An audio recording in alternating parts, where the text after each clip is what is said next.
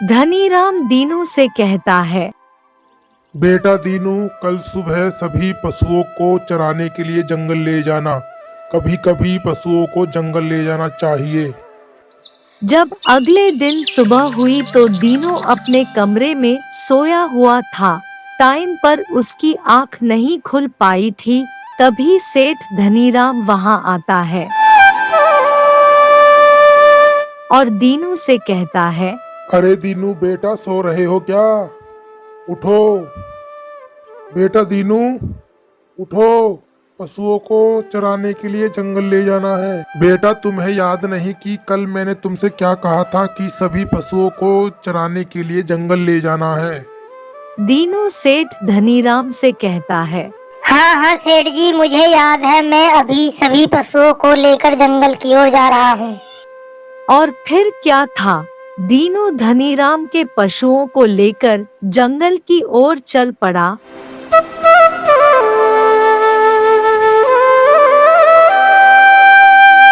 चलते चलते दीनू पशुओं को लेकर जंगल में काफी दूर आ गया था।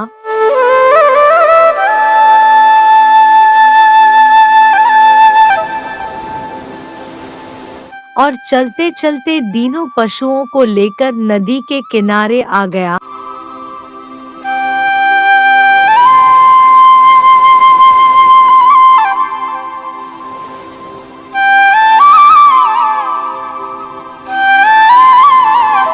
और वहीं रुककर पशुओं को चराने लगा और खुद नदी किनारे बैठकर नदी में तैर रही मछलियों को देखने लगा। नदी में रंग बिरंगी मछलियां इधर से उधर घूम रही थी। कुछ देर मछलियों को देखने के बाद दीनू वहीं पर आराम करने के लिए लेट गया और लेटते ही उसे नींद आ गई। दीनू के सोते हुए ही शाम हो गई थी। जब दीनू सो रहा था तो उन पशुओं में से एक गाय अकेली कहीं चली जाती है और जब दीनू की आंख खुलती है तो वह पशुओं को देखता है। उनमें एक गाय कम थी। दीनू परेशान हो जाता है और इधर-उधर गाय को देखता है, लेकिन उसे वह कहीं नजर नहीं आती। दीनू कुछ दूर जाकर भी गाय की तलाश करता है। जब उसे गाय कहीं नहीं नजर आई तो वह मन ही मन सोचता है, पता नहीं यह गाय भी कहाँ चली गई है। अब मैं इसे कहाँ ढूंढूं? अब तो सेठ मुझे नहीं छोड़ेगा। ऐसा करता हूँ, पहले सभी पशुओं को घर छोड़कर आता हूँ, उसके बाद गाय की तलाश करूँगा।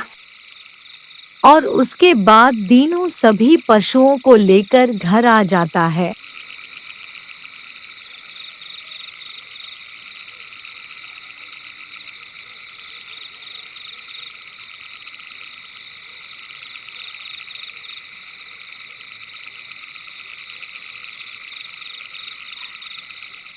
और सभी पशुओं को उनकी जगह बांधकर चुपचाप बिना किसी को बताए गाय को ढूंढने के लिए जंगल की ओर चल देता है। रात बहुत हो चुकी थी। जंगल एकदम सुनसान पड़ा हुआ था।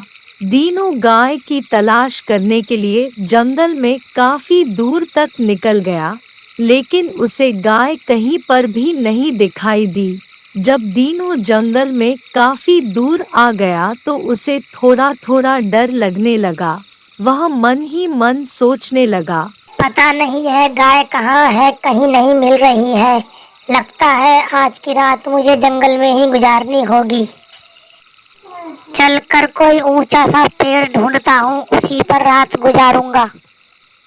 और उसके बाद दीनू एक पेड़ पर चढ़ गया और वही रात गुजारने के लिए पेड़ के एक बड़े से गुद्दे पर बैठ गया। तभी थोड़ी देर बाद वहां एक शेर आ जाता है। दीनू शेर को देखकर बहुत डर जाता है। जब शेर दीनू को देखता है तो इसका शिकार करने के लिए वहीं पेड़ के नीचे रुक जाता है। दीनू शेर को देखकर सोचता है, पता नहीं यह शेर भी कहाँ से आ गया है और यहाँ से जा भी नहीं रहा है। अब मैं इस पेड़ से कैसे उतरूंगा और घर कैसे जाऊंगा? दीनू को नींद भी आ रही थी। जब दीनू ने देखा कि शेर तो जाने का नाम ही नहीं ले रहा, तो दीनू उसी गुद्दे पर लेट जाता है और सो जाता है। लेकिन शेर भी बहुत जिद्दी निकला, शेर वहां से कहीं नहीं गया। जब सुबह हुई तो दीनू की आंख खुली और उसने देखा कि शेर तो अभी भी वहीं पेड़ के नीचे उसका इंतजार कर रहा है। दीनू मन ही मन कहता है, पता नहीं यह शेर यहाँ से कब जाएगा। पूरी रात निकल गई मगर ये यहाँ से नहीं गया। अब मैं क्या करूँ, कैसे उतरूँ, कैसे घर जाऊँ। अब तो इस शेर के जाने का इंतजार करना होगा। तभी थोड़ी देर बाद वहां कहीं से एक हिरन घूमता हुआ आ जाता है। जब दीनू ने हिरन को देखा तो वह मन ही मन बहुत खुश हुआ। उसने सोचा, चलो अच्छा हुआ यहाँ यह हिरन आ गया। अब शायद हिरन को पकड़ने के लिए शेर यहाँ से चला जाए। और जैसे ही शेर ने हिरन को पकड़ने के लिए उसकी तरफ बढ़ने लगा, तो हिरन ने शेर को अपनी तरफ आते देखा तो वह वहां से भाग गया और शेर भी हिरन को पकड़ने के लिए उसके पीछे चला गया। शेर के चले जाने के बाद दीनू बहुत खुश हुआ और सोचने लगा, बस यही मौका है यहाँ से भागने का।